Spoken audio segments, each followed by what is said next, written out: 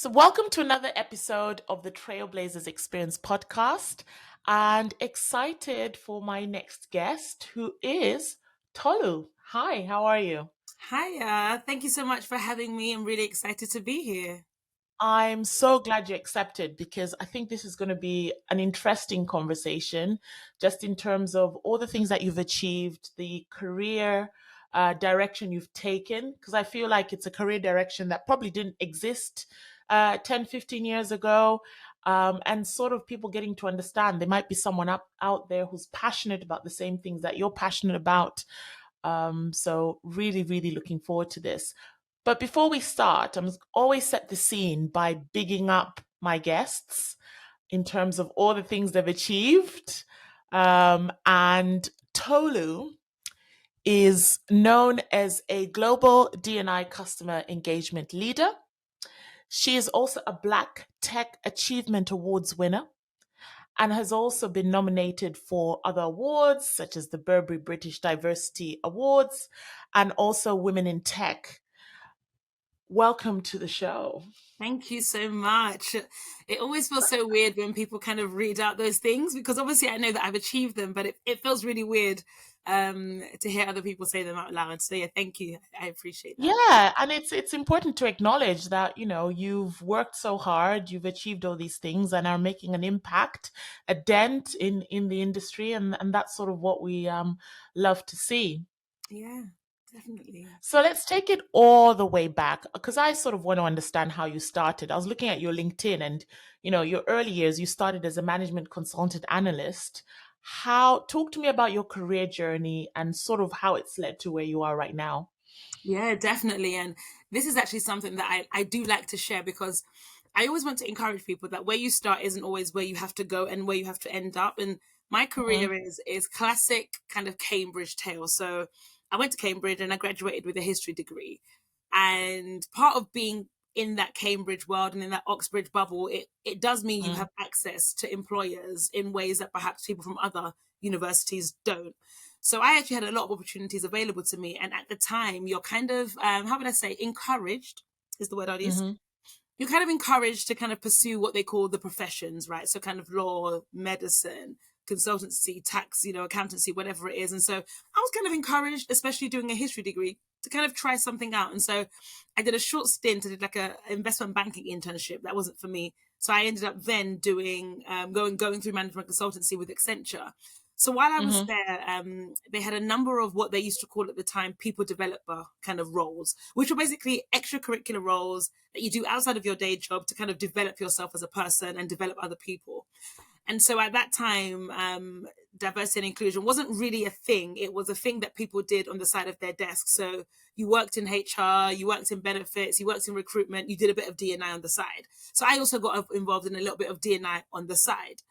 But it got to a point about 2 years or so later, and I'd done a whole bunch of stuff internally, working with some great people like Vince Nanwa. Big up to Vince, wherever he is. He actually launched the first ever African Caribbean network at Accenture, and this was 10 years ago. And so it's funny when wow. I come to organizations now, and now they're talking about Black people in the workplace. But 10 years ago, Vince was spearheading that work for us. So I was part of that and some really great stuff. But then 2 years later, I was talking to my career counselor, and she kind of said to me, she did like a hand action. She said, you've got your day job and then you've got stuff that you're not paid to do, but you find the time to do. Perhaps Mhm, this might be something you're more interested in than you currently think. And so I kind of took some time off to kind of reflect about that. And I was like, actually, she's right. So I ended up leaving Accenture and then I moved into the charity sector, which was my first stint, so to speak, in the world of diversity and inclusion. And I started off there actually looking at social mobility, which is actually something I'm really, really passionate about. And like here we are again because most of the D&I world goes in cycles. 10 years ago I started off with social mobility, and now 10 years later we're seeing that there's actually quite an increase in organizations wanting to address social mobility in the workplace. So back almost full circle. wow. I mean, that's so interesting, and really also shout out to the person who said, "Why don't you go into something that you're passionate about?" Because Yeah, most of the time, Tolu, we are scared. Like you said, we we we crave comfort, yeah, but you don't grow when you're in your comfort yeah, zone, and you don't thrive, you don't develop, you don't discover yeah, new things. So the fact yeah, that you said, there's something out here. And I don't really want to go in the direction of law and investment banking, etc. I want to do something different, and Yeah. spearheading that has been really, really important and key. Talk to me about your day job. So what you do Yeah. right now and what that entails. Yeah. This is probably like the $1,000,000 question, and people ask me this all the time. And What do I do all day? I don't know. my answer changes like depending. So today, what do I do? So actually, so working at Amazon Web Services, AWS, for anyone that doesn't know, and we're the tech and the cloud computing and business within Amazon. And Amazon has lots of businesses. And so I work with customers. So whenever I say I work with customers, people think I work with people who buy on amazon.co.uk, which is not the case. I work with people who buy services from Amazon Web Services. And think of anybody, right? Think of basically, you could Google actually AWS customers and you'll see the kind of people that we work with. But we work with multi-million and billion-dollar customers. I work with people who are startups and new customers. We've got over 1 million customers, over 100,000 partners, and basically anybody and everybody in the world, even including some of my ex-employers, have now become customers of mine. So it's hilarious. And so my role is actually, it's kind of a new role. So for probably the last 18 months, it's something that our team has kind of been growing, and it's almost a business that we're starting to grow out. It's about partnering with our customers in the world of diversity and inclusion, or we call it ID&E, inclusion, diversity, and equity. And so that looks at strategic partnerships. So how are we coming together strategically, putting our money where our mouth is, when required, putting our resources and thinking together around thought leadership to address ID&E issues in tech. So that could be joint programming around neurodiversity, race, equity. That can be around gender and getting more women and young girls into tech. But then that could also be looking at inclusive culture across the industry. So we do a lot of work around that thought leadership and that strategic programming. But then I also do a lot of work around executive engagement. And so leading like some of the work around how we engage executives, talking to CIOs, CEOs, CTOs, CHROs, C-suite execs that sit some of the world's biggest companies, and sharing some of the thinking around ID&E. And once again, then saying, how do we play our part? Not from a competitive perspective, but actually from a collaboration perspective. How are we making not just our own organizations better, not just the industry better, but actually without kind of being Miss Universe about it, how are we making the world better, right? Because that is quite a big mandate. But when you're somebody like Amazon, and when you work with companies who are comparable, you do have a responsibility to try and make the world better. And, Amazon's got a lot of great projects that they're doing around housing and equitable access to internet access, like lots of those kind of things, because whether you like it or not, to whom much is given, a lot more is required and a lot more is expected. And then we also kind of partner in things around community engagement. And so our team, well, not my customer team, our community engagement team launched a really amazing partnership out in Ghana. And so I was in Ghana a few times last year. We launched a summer camp. And then my role in that was also to bring customers along on that journey, to show up, to support, and then hopefully as we kind of continue the journey, to also provide financial investment as well. So my role is quite broad in some sense, equally quite narrow in some sense. But one thing it definitely is very exciting to be able to work with some of the world's biggest organizations to really do this work in a really sometimes quite exposing way. And I always say that with access comes exposure and vulnerabilities. And I'm really grateful that actually I get to do this work and build it and pioneer it in some ways at this point in my career, because actually I think if I had done this 5 years ago, it might have been a bit too premature. But now I'm ready for the responsibility that comes with the kind of work that I do. So really exciting. Really, really good. And talk to me about maybe 2 projects that you've been excited to be a part of, or that you're currently working on now, where you feel, you know what, I did that. I was part of it. I contributed.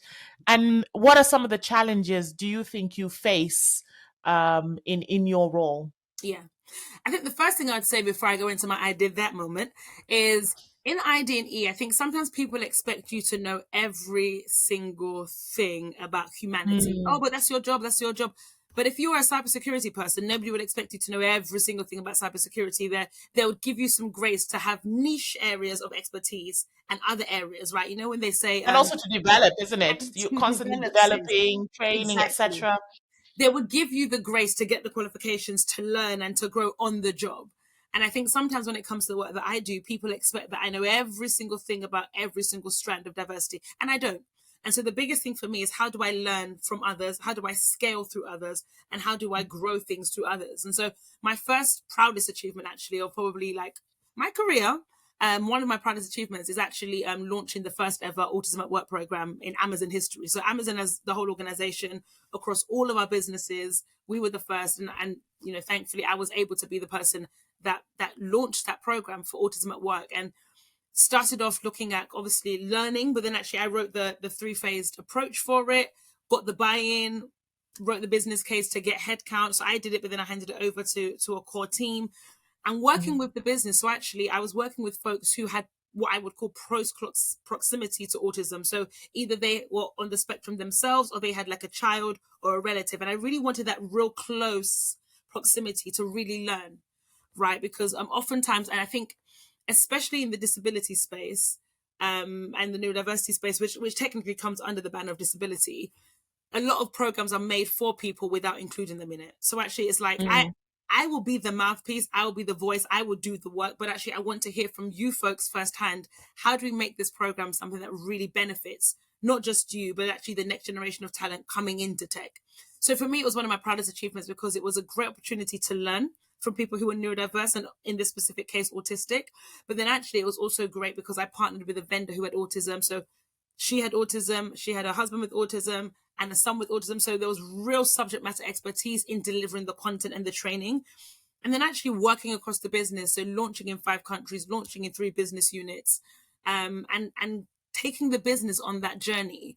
And one of my proudest things is that the program still exists. And I say this a lot when I join organizations, when I leave organizations, my biggest achievement is posterity and legacy. I will never start something in the ID&E space that drops when I leave, because I make sure I do the work to embed it, to make sure it's in the business, to make sure the business is truly bought in, so that whether I'm here today or I'm gone tomorrow, the work continues. And when I look back at organizations that I worked in, like in construction, or when I worked at Sainsbury's most recently before Amazon Web Services, the work is still continuing.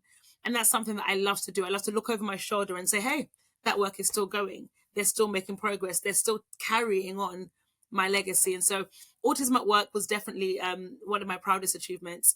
But I actually think the second thing would probably be just in the customer space, right, which is like kind of the world I sit in now. For International Women's Day and for Women's History Month, I ran 2 events, and people are probably thinking they're just events. But actually, it was not just running the events, it was delivering them end to end, but getting the buy-in from customers. So across the 2 events, we had 9 customers represented. There were senior leaders across those customers, including CTO level, director level, senior director level, country manager level, at some of the world's biggest brands, right? Like if I say the names, you'll know exactly who they are. And it was an internal only event. Actually, no. We actually invited other people. We did social media stuff. So we had Meta, we had Adobe, we had Sainsbury's involved. We had ProSieben, which is one of Germany's largest broadcasters. We had DAZN. We had lots of people that were involved and speakers that came to take part in the events. And it was such a massive wave of support across the business, a massive wave of support externally on our social media, great metrics, great buy-in. And for me, I was really proud of those 2 events because it took a lot to get those events over the line, to get the buy-in, to get the speakers, and then actually to have the feedback from the events themselves. People really enjoy the topics and the questions, and people don't understand what goes on behind the scenes to deliver great events. And so I'm really proud that they turned out to be so good. And I mean, not to say too much, honey, but here we are. We're 2 months on and people are still talking about those events right now. They're still talking Well, about that's those. what you need. That's what you need. Just Should saying. resonate. Yeah.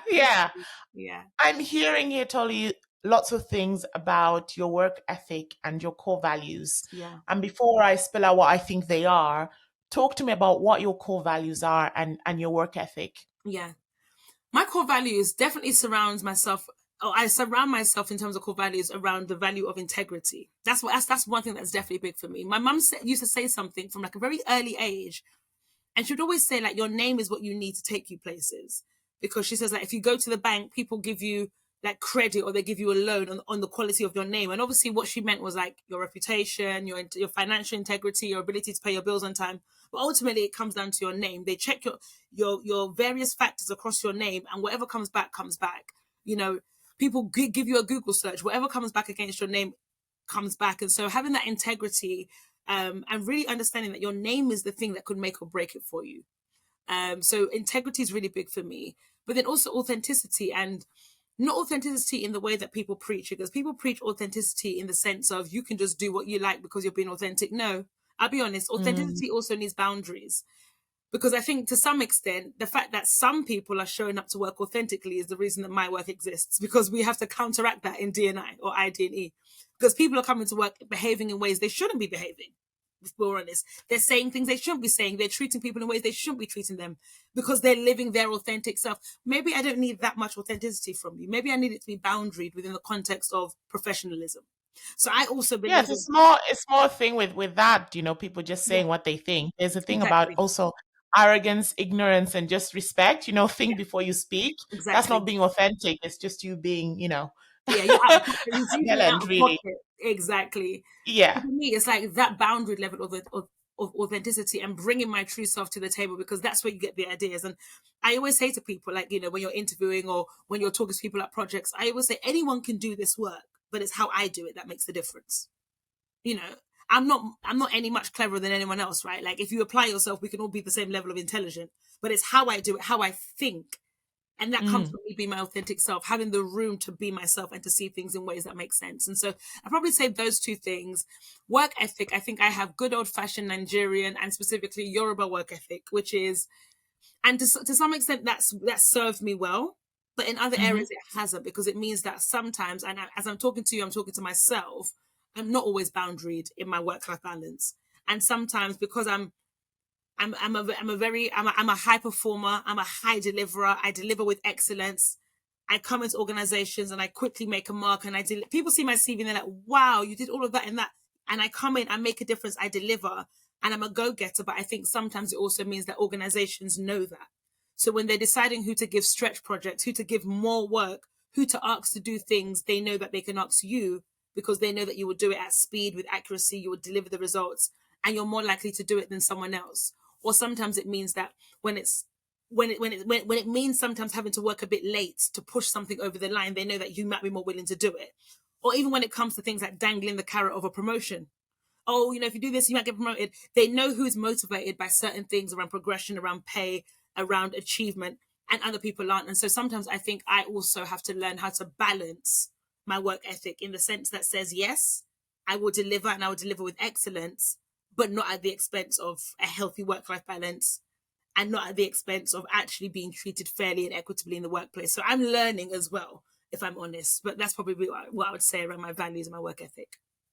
Yeah, I think the higher you rise, you also have to learn the power of no. Yeah, So knowing your limitations as to, yeah, well, I could stretch and attach myself to another project, but actually I'm going to say no yeah. because that's my limit. And that takes even more courage because we Mm, sort of think, you know, growing up, yes, I can push further, I can deliver this, I'm badass. And actually that's to the detriment of you and your yeah, mental health, etc. That's some really good work ethics to have, and core values and principles. yeah, What are you most passionate about in the D&I space? So if someone was to say, you know, Tolu, what if there were, you know, some areas you want to focus on over the yeah. next few months or year or two? What are the areas where you think there could be more work done, where you want to leave your footprint, make a difference? I think for me, it's definitely like the two areas, and it's funny actually, because when I started, these were two areas that I was really passionate about, but nobody was really doing much about. And fast forward, here we are now. They are. So the first area is around being black in the workplace, being black in the world, right? Just being Mhm. black. And we know that being black is not a homogenous experience, but we know that there are a lot of commonalities, right? And Mm. I think by now, you know, 3 years after the murder of George Floyd, we know what the statistics are saying around experiences in healthcare, in education, in housing, in finance, in the workplace, in gender pay, in ethnicity pay gaps. We know what the data says. And yet 3 years later, we're still not really seeing much difference being made.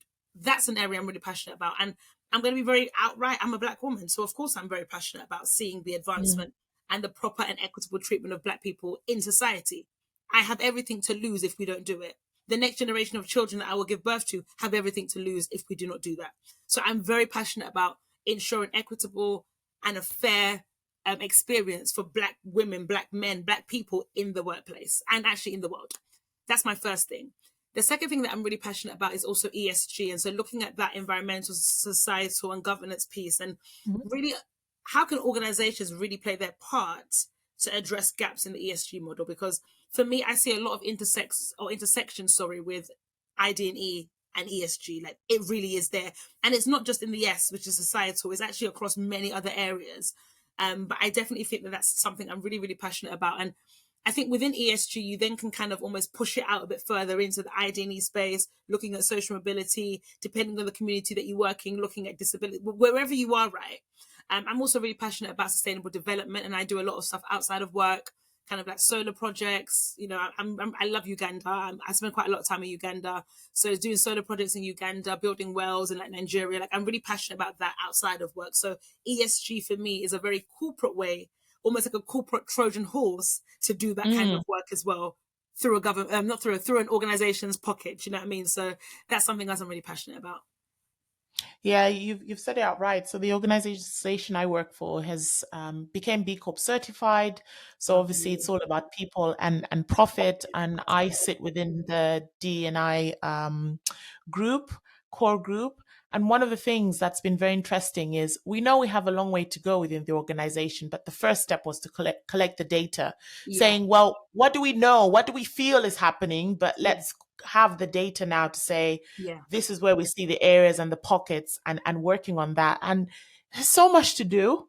Yeah. There's so much to do, but it's exciting. And also seeing people within the organization who are maybe, you know, Black or experiencing those issues, etc., wanting to become part of the solution is really breathtaking. Yeah. And it really resonated with you saying, when I leave an organization, I still want to see the work continuing. I don't want it to stop because I've left, but actually the success is that it's still going, and the work that's being done that regard. Let's talk about you as a trailblazer. Who is your circle, and how do they add value to your life and influence you as a woman, as a Black woman? Yeah. So my circle, actually, I've got a few layers to my circle. The first person in my circle is my sister.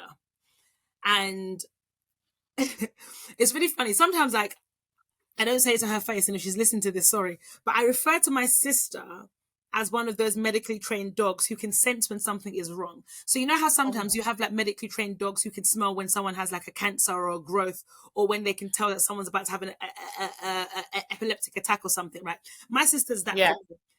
Like, my sister will, like, she'll say, oh, Tolu, like, you're looking like you're not yourself. Or it's really weird, but she just like knows, and she'll say something for me like weeks before it then transpires. And so I recently kind of like was a bit sick and stuff, and she had been saying for weeks, Tolu, like, you're not looking yourself, you're looking a bit pale, you're looking a bit grey, but you don't see yourself how other people do. And so I think it was like 6 or 7 weeks later, I went to the doctor, and then I was actually sick. But it's like my sister's my sense check. She's oftentimes the person that helps me know when I'm almost like slipping away from my work-life balance or my healthy habits and stuff, or when I need to take time out, when I need to care for myself. And so she's my circle because she keeps me accountable in that kind of way. She's also my cheerleader. So obviously there's balance, right? She's not always just saying this. She's also my cheerleader. So she keeps me really balanced. So my sister's she's like the first layer to my circle. She's my inner core. Then my next layer actually are like my people. But as we all know with friendships, a lot of them are circumstantial, a lot of them are seasonal, a lot of them situational, and equally they're all transitional. So in my next layer, I've actually got people that I've got like one person that I grew up with. I've got one person that we've been friends for the last 15 years. Someone else we were friends since uni. Someone else we were friends since college. And actually, they're probably, I would say, a very different kind of circle. So if I was to pull all 6 of them together in one room, I actually don't know how well they would all get on. They probably wouldn't get on, isn't it? Yeah. Yeah. I'm not quite sure if they would have, because they're all so different. And I met them all at different stages of life, but we connected and we've stayed close because actually I get different things from them. And so some of my friends are, they're very kind of, they're into the culture. So actually when I know it sounds really silly, but when I want to go to a WizKid concert, I know who I call. Yes. Last week, me and my girl, we went to the Lamar concert. I know who I called.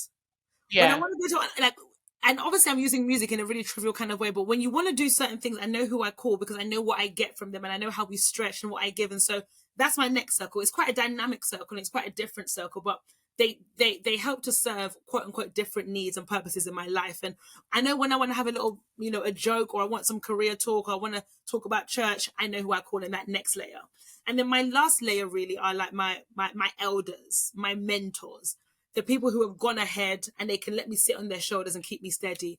And actually in that next circle, there's actually some women that I've met through my work. So one of them is a Mm-hmm. woman who I absolutely love and adore. So she's Sarah Nelson, and when I used to work at Sainsbury's, she's actually the managing director for the London zone, and she's a black woman, and absolutely just love and adore her. And I've learned so much from her. We've stayed in contact since my Sainsbury's days in 2019. And she's a mentor, she's a big sis, she's a guide for me. Someone else is one of my great black sisters called Hannah, who's like a senior director in the HR space. And just keeping really successful black women, but not just successful in the world's eyes, actually, they're successful in family, in how they are as sisters, how they are as friends, how they are as women, right? So it's not just you're the most senior person in the world, I want to be mentored by you and I want to learn from you. Actually, no, I love how you conduct yourself. I love learning from you. I talk about it a lot. I learn not just from instruction, but from observation. I love seeing you. And I learn so much about how you carry yourself, how you interact with your partners, how you interact with your children, how you balance things, right? I love seeing and learning from you. So I've got another layer of like, even like I go to church, our lady pastor, our female pastor, our woman pastor, our resident pastor, I don't know, I call her 40,000 names. I learned so much from her as well, like being in the spotlight and how she conducts herself. And so my next level is like the women that I look up to and I can learn so much from, not just from instruction, but from observation. And I'd probably say that is my circle. My circle is quite close and quite tight in that sense. Yeah, I'd probably say that is my circle. Yeah, I mean, also good lesson for anyone who's growing up and thinking about friendship. Like you said, different seasons and also transitional. When you have kids, you're probably gonna have a different friendship group just for that. But Yeah, it's also good to know you've got your friends. You can say, "Do you want to go to this concert with me, or go for a running event, or go out drinks?" I think that's also the equilibrium of life, having yeah, that balance across different spectrums. You talked about work-life balance. What does that mean to you, and how do you invest in self-care for yourself, Tolu? yeah. This year, self-care has been like the absolute top of my priority list. And Well done. thank you. And to be honest, it's like there are some years and moments within years when I really prioritize self-care and then I allow myself to get dragged back into the rat race. And as they say, rat race or no rat race, you're still a rat. So at the Mm. end of the day, it's like, it doesn't matter. You're never going to be the fat cat at the end of it. So sometimes I peak and I trough. And I have to be honest, right? Because I could come here and lie and be like, oh, I'm so great at it. I'm not. And sometimes, and I don't know if you found this a lot with the people that you interview on your Trailblazer Experience podcast, or people who are in like maybe high performers or whatever, they might find themselves constantly dipping up and down on the self-care kind of journey. And so for me, I've prioritized it this year. And it's not just self-care in terms of like, I'm going to go do my nails. And yes, I am going to go and do my nails. But this is going to sound so silly. But for me, investing in self-care also means doing things that allow me to live a life of ease and allow me to prioritize not just my time, but my energy. And so it's little things like, yeah, I have a cleaner. Because I Oh would rather yeah. pay a cleaner 30 or 40 pounds to do 2 hours or whatever it is, if that saves me 2 hours, not just physically, but mentally. Because sometimes, I need to clean the house, but I want to go here, but by the time I get to the shops and by the time, that's just one less thing to worry about. So mentally, I've taken one thing off my load.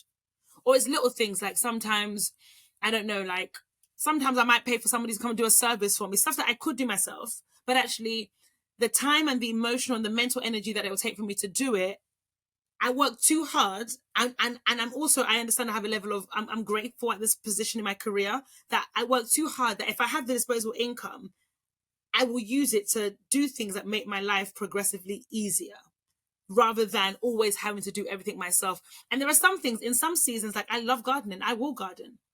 I will paint my house. I will put up shelves. I love my drill. My neighbors know me, honey.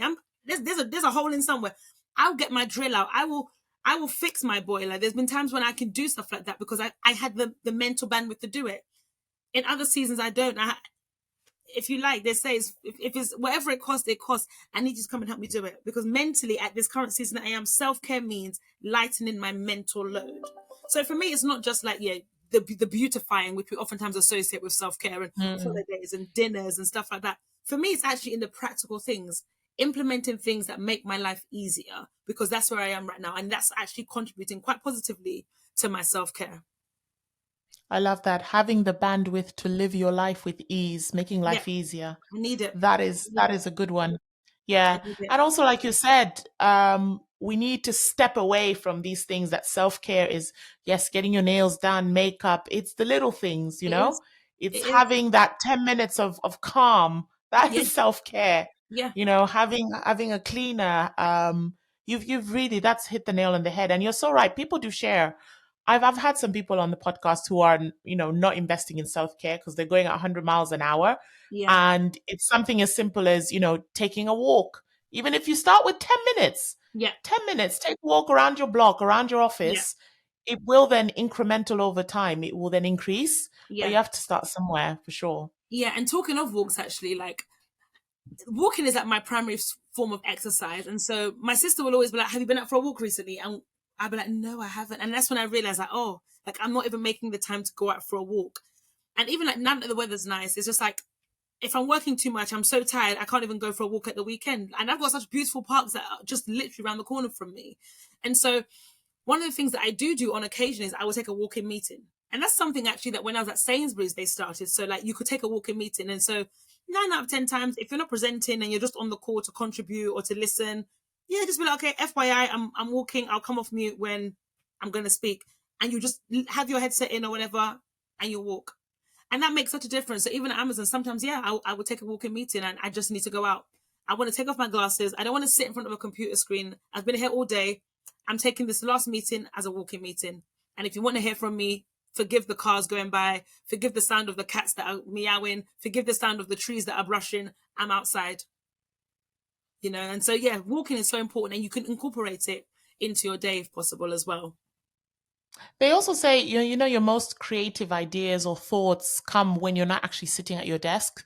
So if you're in a meeting where you're not expected to contribute and maybe they're brainstorming, actually taking a walking meeting is probably a good shout because you come up with something that might be the game changer in that project, whatever they're looking to start. But that's a good one with walking meetings. Might encourage my team to start that as well. Instead of wanting to be glued to the screen all the time. I mean, not healthy at all. And 9 out of 10 times as well, you see people, they're glued to the screen, but because they're not, so they might actually be on camera, but because they're not talking, they're multitasking. So actually your eyes are being drained on the computer, your brain is being drained by multitasking. Are you even in the meeting? Are you actually in the meeting, really? You're not. Yeah. Do you think your meeting culture has changed within your organization? Obviously, we've had the pandemic, there's hybrid working, etc. Has it become better or worse, do you think? I think at the peak of the pandemic, we were over-indexing on meetings. Oh, cameras on. Oh, let's do a quiz before we start. Oh, let's do virtual drinks. Oh my gosh, let's do virtual cocktail. Relax. Please, we're fighting multiple pandemics at the same time. Don't make work a new pandemic. Relax. Oh, let's do. And I think we were all, and I think probably societally, we were all over-indexing on let's be social, but online. Whereas I wear glasses, honey. I'm not trying to be online all day. Like, that's not what we're trying to do. Or and especially during the height of the pandemic, different populations and different groups were facing multiple pandemics. So maybe you just wanted to do your job and just handle other things, in kind of like in a sectioned off type of way. So I think the meeting culture was super heavy right now, or at the beginning, on meetings. Then we kind of had a bit of let's relax, maybe no meetings on a Friday. But I kind of feel like we're back to meetings. And I think, to be honest, actually, I think Amazon as an organization is customer obsessed. So everything's about your customers. And we know that oftentimes that being able to collaborate together means you can drive a better outcome for your customers. But actually, I prefer, if I'm going to have like back-to-back meetings, I actually prefer to go to the office. And I just spend the whole day in the office having back-to-back meetings, but I'm seeing people, I'm able to like move around rather than just sit at my computer all day. So that, I think, we're starting to gradually move away from the online and the virtual meetings, but we're also starting to reestablish a return to office. So that's probably why. Yeah, I do the same as well. So when I go into the office in London, I don't take my laptop. I take my iPad, which means if you don't take your laptop, you're not sat at your desk. I'm interacting with the team, listening to what's going on, hearing, is this person under pressure? How can I ease? Does anything need signing off? It's just much better and more personable for sure. Yeah. Have you experienced any challenges within your career and how have you overcome them? How have you gotten through them? Because I guess, when someone looks at your LinkedIn profile or know your accolades, they're like, damn, this woman is superwoman. But what we're trying to say is we're trying to humanize you and know that you have been through some things. Listen. And yeah. And it's just about telling that story. you don't have to name names, but to inspire someone out there to say, you know what, I can overcome whatever I'm going through in my career. It's going to get better. And this is what I learned from it. So I don't know, for those of you that are listening, but you didn't see, you're not watching, I just took a sip of water because I'm ready to talk about this one, okay? I'm ready to talk about this one. Finger tea. What's been the tea, honey? What's been the whole tea? And I'm going to be so honest. I think exactly like you said, when people look at my CV, they look at my LinkedIn, it tells a story. And I'm going to be honest, I'm intentional about the story that I tell, right? Because my LinkedIn, my CV is an advert for prospective employees. It's an advert, it's a brand. But those that know me, those that are closer to the journey, they will know, and I'll share some of it here, they will know the challenges of not just being a woman in the workplace, but being a Black woman in the workplace. And then I'm going to add another level of being a Black woman who works in a predominantly HR space. And if you want to go one step further, being a Black woman who works in D&I or ID&E, DEI, whatever you want to call it, who works in my profession. Because you spend a lot of time advocating for underrepresented groups. You spend a lot of time advocating for people who are in the business, but oftentimes the things that you espouse and you advocate, you don't experience for yourself. So over the last 10 years of my entire career, I've never once been invited to go on a development program. Yeah, I've been consulted or devised development programs for Black women in the workplace, but they never reach HR or D&I. Oh no, but that's for the business. So because you're not in a commercial team, for instance, you don't get to go on the program. Or they do things like, inspirational sponsorship programs. You don't get a sponsor unless you have to fight and advocate for one. So I'm just talking about in really, really practical ways. Or the fact that as a Black woman, you work in organizations where actually you're privy to pay gaps and you're privy to what really goes on behind the scenes around hiring and how sometimes people aren't hiring in, commensurate to the rules, or people aren't being paid equally. And you know that probably 9.8 out of 10 times, I'm going to give a 0.2 margin for error, but 9.8 out of 10 times, you know that you too probably aren't being paid fairly. And you probably know it as a fact. Or you know that you too, when your promotion was being handled, it wasn't handled fairly because someone else. You too know what you're experiencing because you see it behind closed doors when you're advocating for someone else. But then who advocates for you? So this is some of the really practical challenges. But I'm going to be so honest, and I'm going to use my words carefully because some people may not like them. But if it ain't real, it ain't right. One of the biggest challenges that I've had is actually the people that you work for in this space. And I actually thought it was potentially, it's multidimensional because it's not just whether you work for a white man or a white woman, a Black man, a Black woman, an Asian man, an Asian woman. It's just, there's just something about the people that tend to work in this space and the consistent experience. And I'm quite fortunate that I'm quite connected to quite a lot of the Black, especially women, but also the men, D&I professionals. And so when I say it's a consistent experience of working for people, even if they look like you, can we talk about it?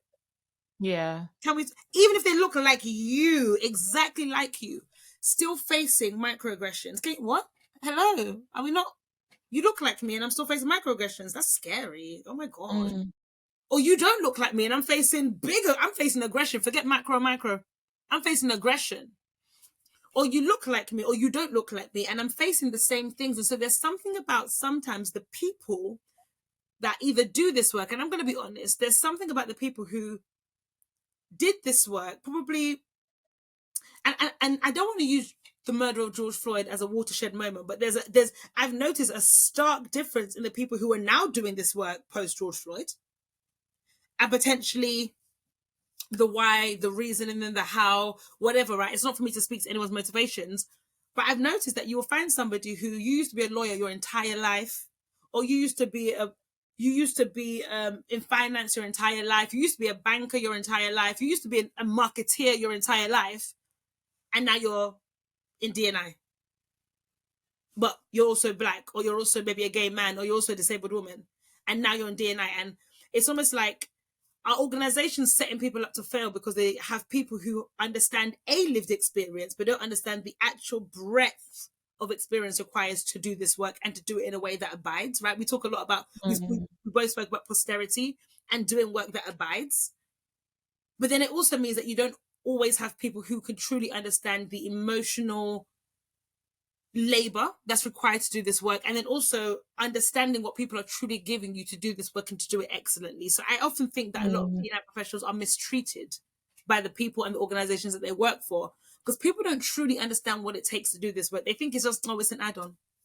Oh, it's just a And bit of... it puts a lot of pressure on your shoulders as well, isn't it? Because, like you said, what I'm hearing from you is you are so passionate about, you want to make sure that there's equity for everyone, and they should be equity for everyone. You don't just want to deal with one marginalized group. You want to make sure that we're covering it all, and there's equity at the end of the day. Yeah. There's diversity, there's inclusion, but within that sector itself, there are some people who probably they've joined pigeonhole, because it would be crazy for me, as part of the D&I in my organization, to say, well, I'm just here to represent me, the Black woman. But hang on a second, the organization I work with, there are not very many Black women. So I need to think, okay, anything that we're implementing should not only benefit another woman who comes in looking like me, but everybody else. Yeah. But that takes a different mindset. Some people are not thinking that way. Yeah. They have their own agenda. So what would you say to someone, because we know the microaggressions are still there,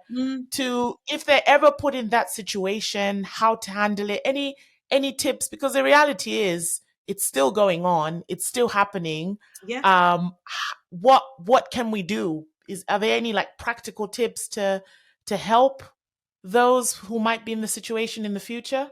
Yeah, I think there definitely are. So if you're facing any kind of microaggressions, any kind of harassment, any kind of bullying, anything on the spectrum of those kind of words, the first thing I would definitely say is speak up. Now, you can decide who to speak up to, because some people speak up to like management, leadership. They make a case, right? And they go down a formal route, like a grievance or whatever.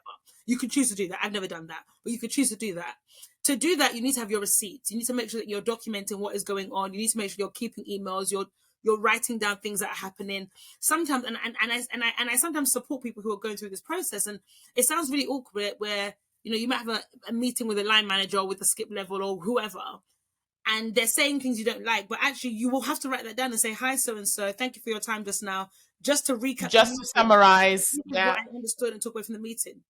And it sounds really weird because, but why would I do that? Because then they're going to think, well, you need to make sure that if this is how you've experienced their behavior, it's documented, and you give them an opportunity to confirm or deny if that was what their true intention was. Because later down the line, you may need that.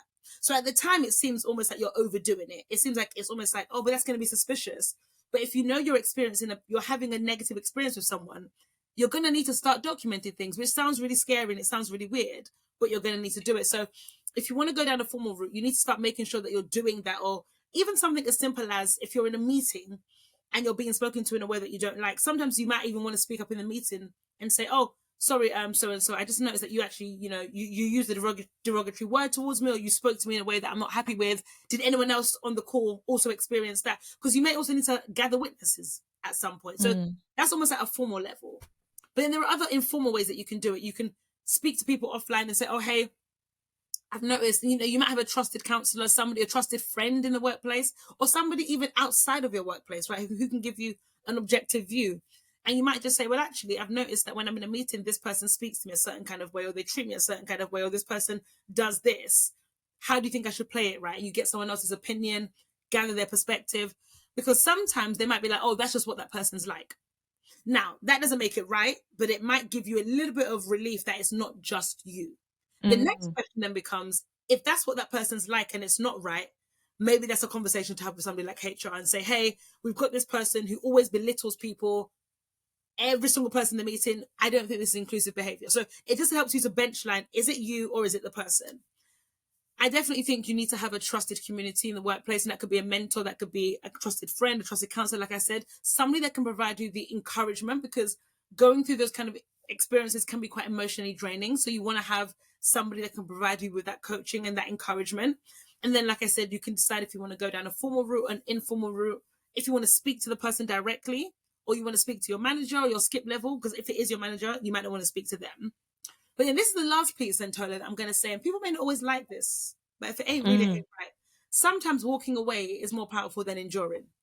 Because sometimes we make it seem like the only way that you can prove to yourself that you can do it is to stay in a place that you're suffering. There's no reward in suffering in the workplace.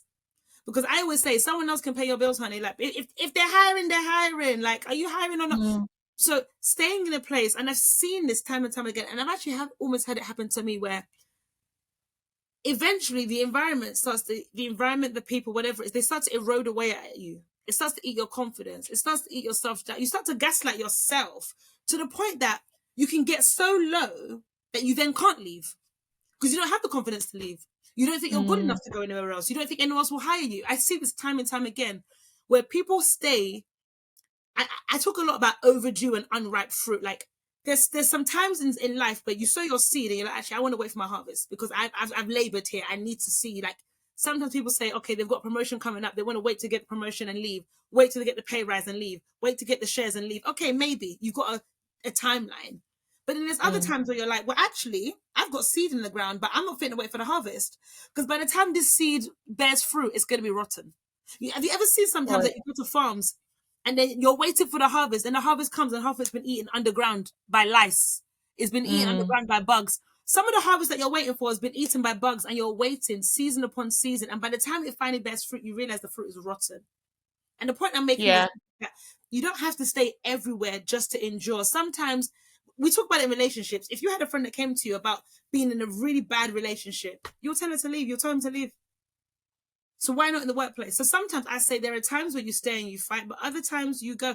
My number one rule is that I do not go to war unless there are spoils. Did you hear me? Yeah. I do not go to war if there ain't no treasure at the end. I'm not going to war. I ain't fighting. There's no point. There's no point. So if you're in an environment where it's constantly sucking and draining and it's now eroding your confidence and the thing that makes you, I actually say you need to leave before you lose it. Because once you've lost who you are, it's very hard. And I see it. You meet really talented, great professionals. They get beaten down by an organization, a culture, an environment. And by the time you see them 2-3 years later, they've lost all their confidence. It's never worth it. So that's my other side of the fence. Sometimes you don't have to endure. Sometimes you need to pack your bag, honey, and hit the road, Jack. And go. Yeah. So I think just I think it feels like circling back, speak up, seek clarity and understanding.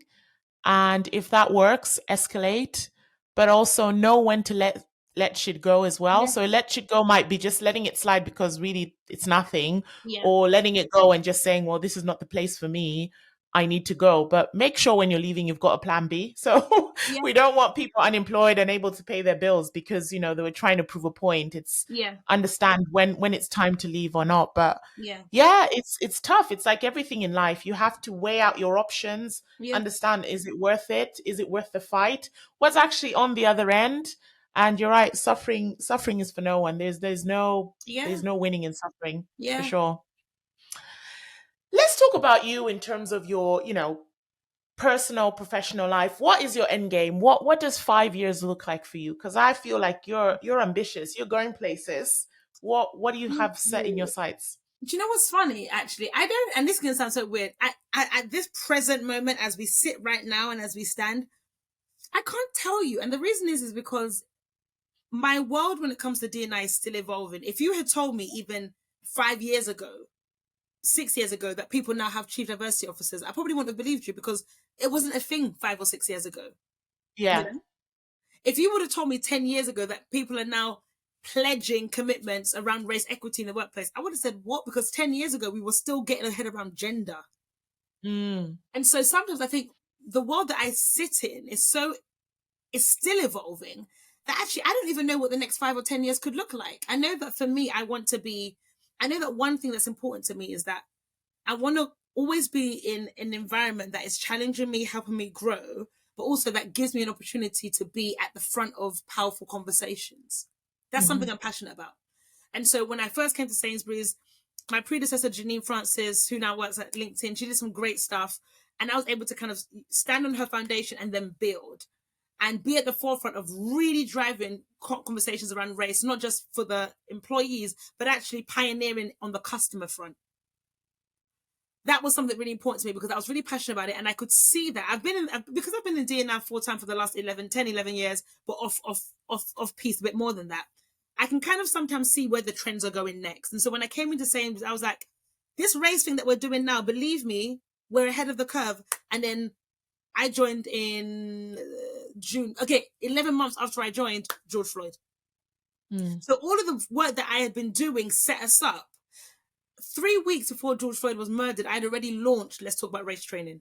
I'd already delivered the training to just under 200 people in the HR. So by the time George Floyd happened, which was obviously sad, we then got the buy-in from the CEO to launch it out nationwide across 180,000 employees. Because I knew that this was a conversation that we needed to be having. When I came to Amazon now, neurodiversity is a conversation we need to be having. ID&E for our customers is a conversation we need to be having. I'm telling you, ESG is a conversation we need to be having. Social mobility are conversations we need to be having. And so for me, in the next 5 years, I want to always be in organizations that allow me to be at the forefront of the conversations we need to be having. And thought leadership is really important to me, being able to be recognized and respected as somebody who's a thought leader. And without being too hierarchical about it, progressing in my career. I mean, it would be lovely to keep going up the ranks, right? And to take on bigger roles, to have more influence, to be able to drive organizations in a direction that makes sense for everyone. I think half of the reason we have the problems we have now is because we have leaders who are not making the right decisions. And there are some organizations who, in a blink of an eye, they just decided to do things. We're going to change our maternity-paternity policy. We're going to include a menopause policy. We're going to drop A-level requirements for graduate applications because we want to do more in that space. And then you've got some organizations that are wrong, well, not wrong and strong, but they're holding on like to they're stagnant, isn't it? To be stagnant. They're so stuck. People can make decisions just like that, but because the people at the top don't want to. So I almost wouldn't want to like just say that this is where I want to be, because you don't know as the organization progresses. But I definitely want to be progressing in a role that gives me the right level of influence to drive the right level of change. Definitely. I mean, that is such a good way to think as well. Just being at the forefront and being able to influence and drive organizational change and thought leadership. Those are already great things to aspire to. And I think you're working towards that already. Let's talk about networking. So as a trailblazer, how do you engage, connect, and expand your network in the industry? So I'm going to be honest, right? I have a love-hate relationship with networking. Like a love-hate relationship. Hit me with it. What you hate? The thing I hate about networking is that I think sometimes it's been oversold to people, because people want to network, but networking still requires substance. And so, especially as I've started to advance in my career and kind of go up, my time also gets more stretched. And so I'm a lot more precious about who I decide to give my time to. And so people be like, oh, hey, let's have a coffee about to do what? To discuss. Like, and not to be kind of whatever, but you actually think I've just got time to go out for random coffees with people that I meet on LinkedIn or people that I meet at networking events. What do you want to talk about? Like, what is the substance that comes with it? Right? How is it that I'm of help? How can I be of service to you? How can you be of service to me? So just going for a coffee, just for a kiki and a brouhaha, like, I got friends, I got people that I can brouhaha and kiki with. If you want to reach out for a coffee and you're calling it networking, what is the substance, right? So there has to be balance, but then it's also then people sometimes they want to take without giving. And there'll be points in your career, points in your time where you may not always be able to give. And I'll give you an example. So 10 or 12 years ago, when I was at Accenture, I met a lady called Susie Levy. And at the time, she was a managing director in HR.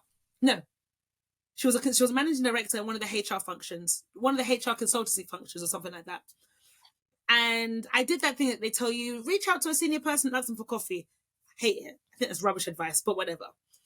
And she obliged me. And then I came back again and she obliged me. And then she kind of became like almost like a mini mentor to me until she left it. Until I left Accenture, and then she left afterwards. But here we are. What would have been about 8 years later, during the pandemic, actually, she reached back out to me. So we kept in contact and said, Tolu, I would love for you to contribute to a book that I'm writing about inclusion.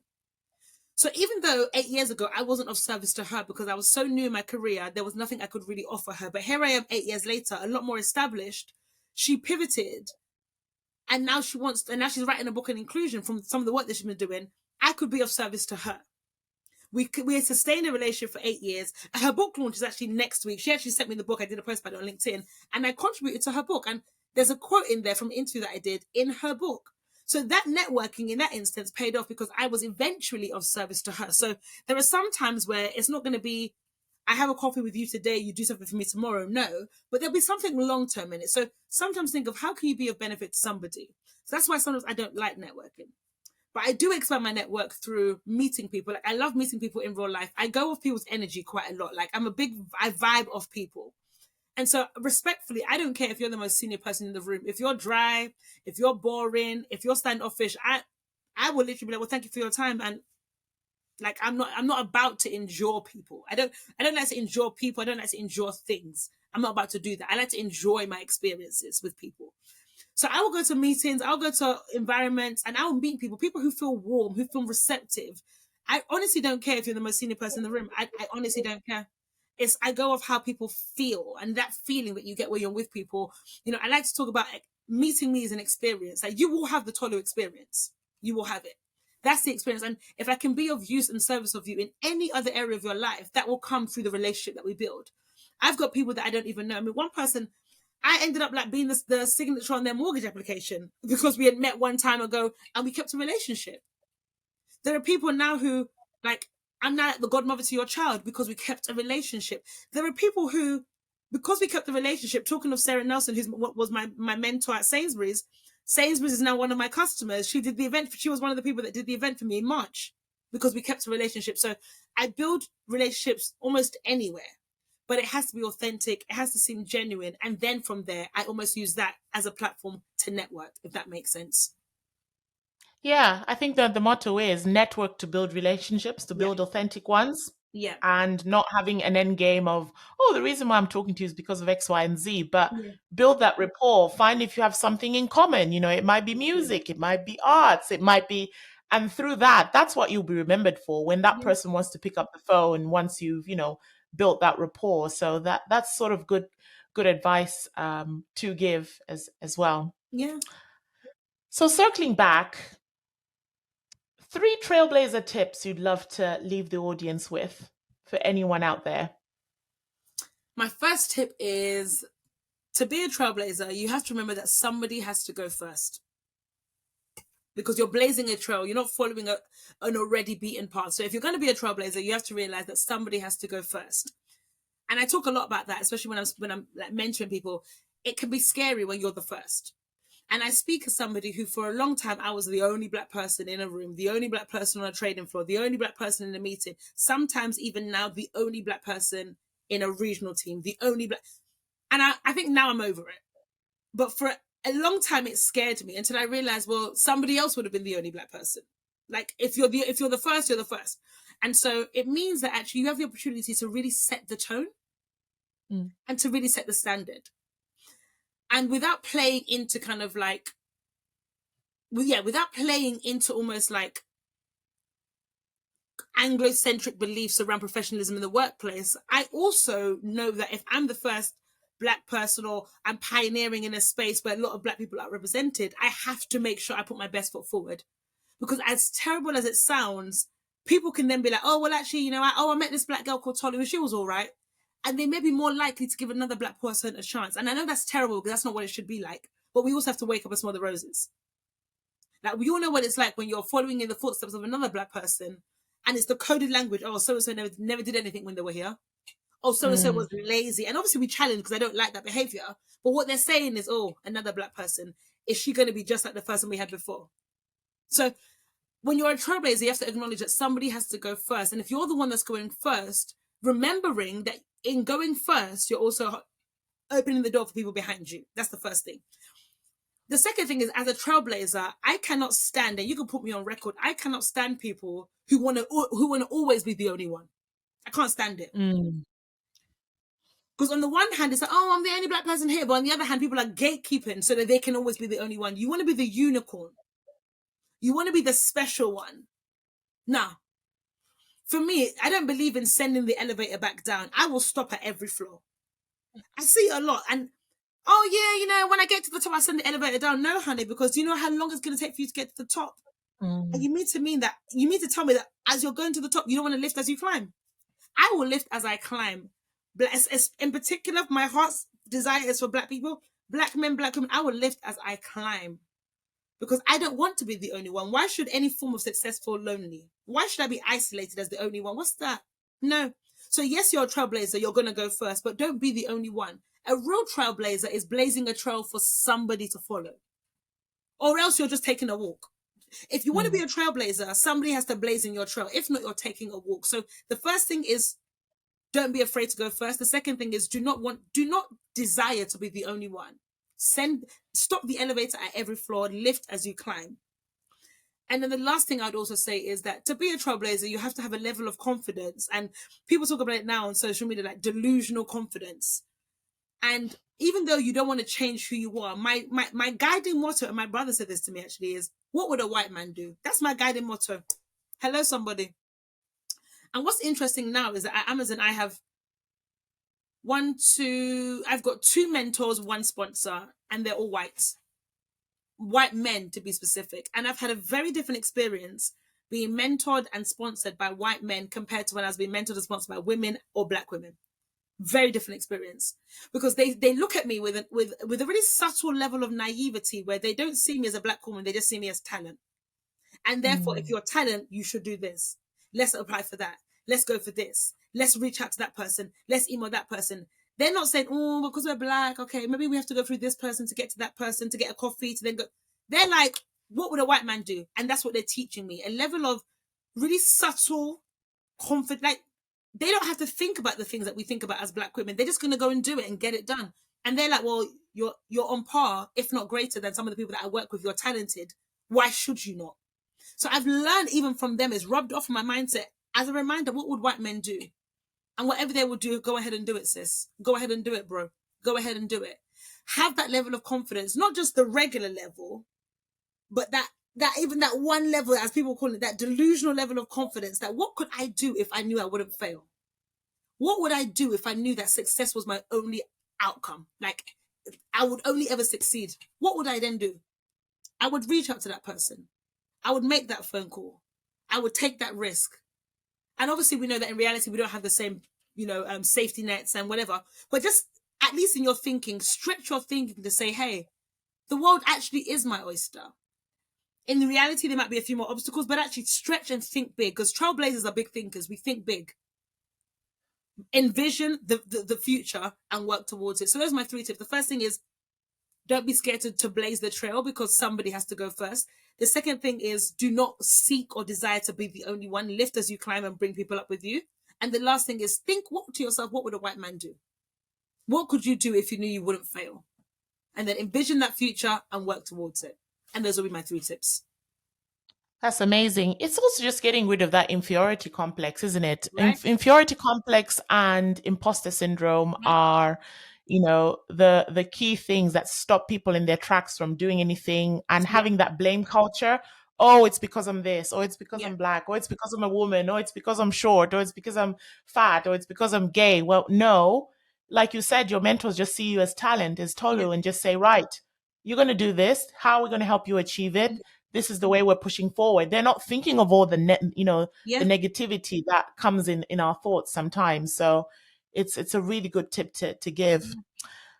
Last but not least, Tolu, what are 3 things that people don't know about you?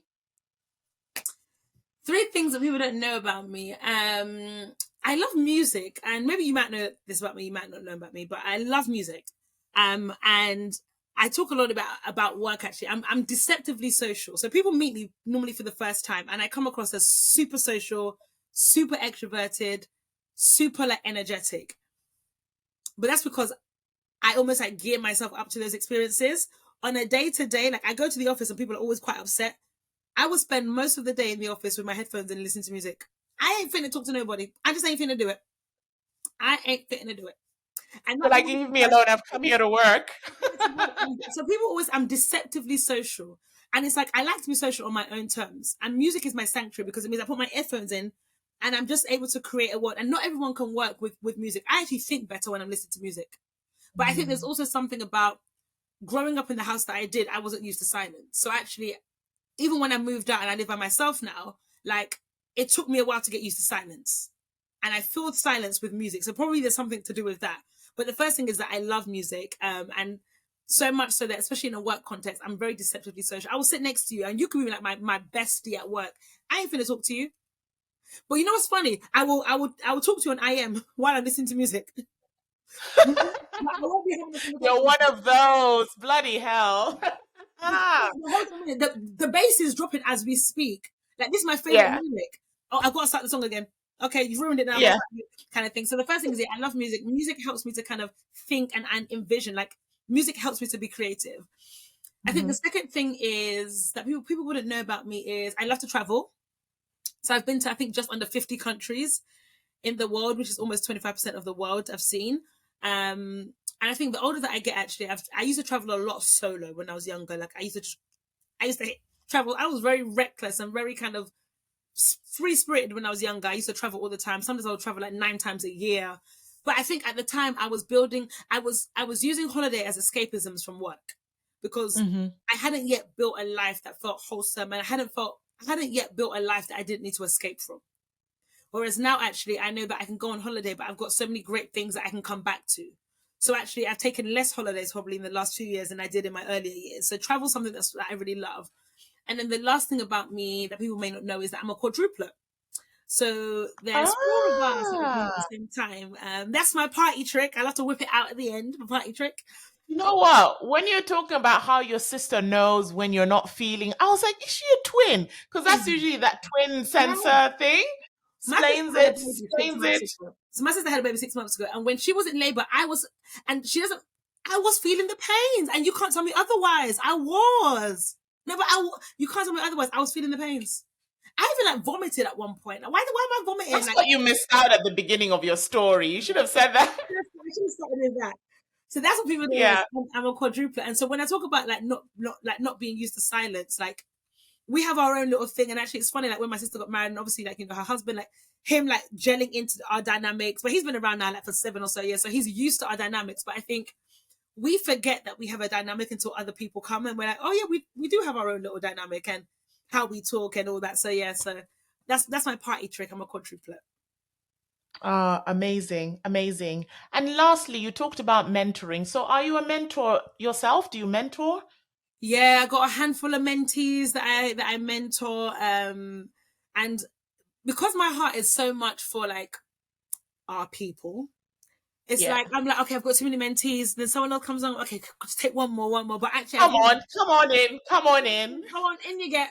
But in all honesty, in order for me to give my best to my mentees, I actually I've now like had to ring fence. And honestly, it broke my heart. I had to tell someone no recently, but I was like, but like if I drop off one mentee, I'll bring you in. But I actually do keep quite long-term relationships with people. So I might actually be like, oh, we might agree to like 6 months of 1 year mentoring. And like 3 years later, we're still doing mentoring, but it's like we've transitioned away from like mentoring into like big sis, little sis, big bro, that kind of thing. So yeah, but I do mentor. I believe in the value of mentoring. I believe in it. You know, I heard it said once that success without a successor is failure. And so for me, if everything that I've learned in my career, in life, just whatever it is, if I don't have anyone to share it with, then it's still failure. And mentoring for me is also an avenue to do that. To make sure that other people don't have to go through the same battles or challenges, or they have access to information that I probably had to learn the hard way. You know, that's really important to me. Really, really important. Yeah. And you want them to be able to spread their wings, isn't it? Yeah. I remember having a personal trainer. I was training for the Spartan. And he said to me, he's actually a Buddhist teacher. And he said to me, my success as a personal trainer is when you don't have to come to me anymore. Wow. I was like, no, I don't want you to keep coming to me forever and giving me your money. Yeah.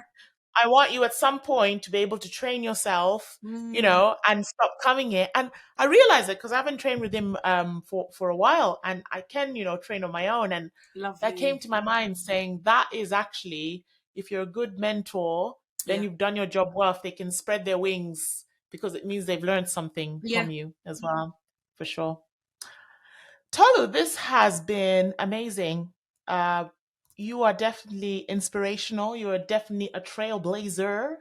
And I'm sure someone out there is inspired. You know, we need to lift as we climb, which is sort of the purpose of the podcast. Is someone out there might be not know who to ask, what to say, or have always had, you know, things that they didn't understand about the industry. And that's why we're here to share these stories. And you've been brilliant. Thank you. So thank you so much.